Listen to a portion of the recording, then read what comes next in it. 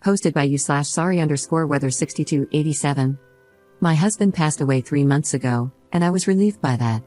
He abused me financially, mentally, and even physically. When I got pregnant, he convinced me to quit my job, saying that he would take care of me. After that, I could never buy anything without asking for his permission. I couldn't even buy a cream without asking, and he would decide if I could or not.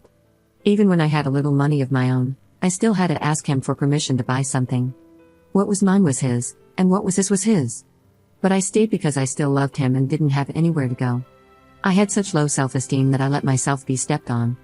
By the time I stopped loving him, he had already had his first affair. The first time was with a woman. He made me believe I was to blame for the affair because I didn't want to have bedroom intimacy for months after giving birth, which left me torn and needing stitches. I was already planning my exit and saving money little by little while working from home, selling things, since he wouldn't let me work outside because he was very jealous. I wanted to pay for a lawyer. He was having another affair, this time with a friend of his, which luckily kept him busier. I didn't care anymore that he wasn't paying attention to me. I wanted him to stay as far away as possible. I knew that man, and he knew me. I could have made a big fuss, but I didn't. I stayed quiet, planning my way out while he and that man slept together in secret. I only felt disgusted by my husband, nothing more. But my husband died in a way I never would have expected. He is now seen as a martyr. When someone dies, do all their sins disappear? Because that's what even my family seems to think. The same people who knew about his affair and how he manipulated me are now talking about what a good man he was and saying we shouldn't speak ill of the dead. Everyone around me talks about how beautiful our relationship was. His family talks about what a great man he was and how he always focused on giving everything to me and our child. His affair partner hugged me at the funeral, telling me that my husband loved me. His friends told me what a great person he was. Everyone keeps talking about how good he was and how he's now an angel in heaven. And I have to pretend to be sad. The day he died, I cried a lot, but not out of sadness. I cried with relief, and I felt free. It would have taken me too many years to save enough for a lawyer with my little store, without him realizing I was secretly keeping money. He would have taken everything. He would have made my life hell, and I know this because he told me so every time I stood up for myself. But now, I have the house, I have everything. I receive monthly money as a widow, and I have my children completely with me. I've started seeing a psychologist. Everyone thinks it's to cope with my grief, but no, it's to overcome the abuse I suffered from him. It was really hard to pretend to be sad at the funeral, but I did it for my child. I did it because now everything is over, and I'm free. If I had made a fuss, my ex-mother-in-law would have done something to make sure I didn't keep anything. They were just like him. But now, in their eyes, I'm just a sad widow who needs help, the naive widow who didn't know anything. That's helping me to be free and have what I deserve. Sorry for the bad English, I used a translator for many parts. Edit. We are not from an Islamic country, and here, same-gender couples can live and marry freely. He just cheated on me with a man like he cheated on me with a woman. I guess he was bisexual. Update 2 months later. It's been several weeks since I last posted, and I didn't expect my post to end up in other places. Honestly, I had completely forgotten that I posted here, but a few days ago, my ex-husband's lover and friend, I've started calling my deceased husband that way because I don't want to be eternally tied to the idea that he is still my husband, even after death. Death did me the favor of separating us, visited my house, saying that he found my post. I didn't expect him to find it, and it scared me a bit.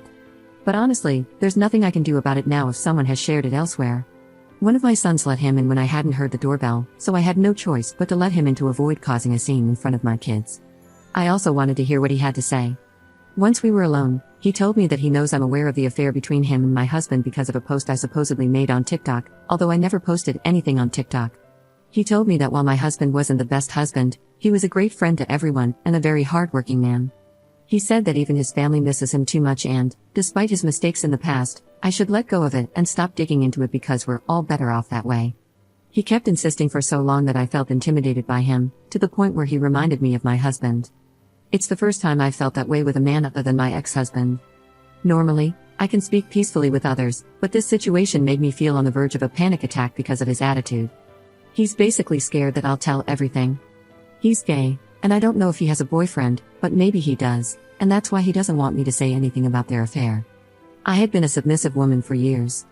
My ex-husband turned me into a fearful person, someone I wasn't before. He made me the kind of woman who would always keep her head down. But when he died, I felt so happy and liberated. I cried with relief for days. And when this man came into my house to tell me what to do, it was like seeing my ex-husband again, giving me instructions about how to behave and what to do.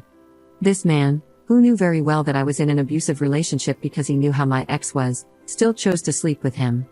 The same man my husband made me cook for, and then slept with as if I were just a maid, was in my house telling me my ex was a good person and that I should keep quiet. He was telling me what to do, and I just punched him in the face. To be honest, I wanted to slap him, but for some reason, I felt so angry that I hit him. It felt like I was hitting my husband too. I don't regret it, and it felt good. I yelled at him to leave, or I would tell everyone what had happened. He left the house, and he has been quiet since that day. My main plan was just to keep quiet and let go of the past, but that's one thing. It's a totally different thing for this man to come and try to impose on me what to do, as if I were a doll. Maybe my reaction wasn't the best, but I'm tired of people telling me to shut up. I never managed to say anything to my husband, and that day I felt like I finally did, in some way. I haven't told anyone yet, nor do I plan to, but if he does something, I won't hesitate to make a TikTok or post on Facebook and tell everyone the truth. With the issue of the house and the economic crisis, I'm not sure anyone can afford what a house like this is worth.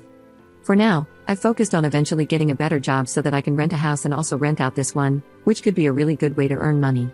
Another goal I have for the future is to buy a small piece of land, no matter how far it is. I want to have something that truly belongs to me and my children.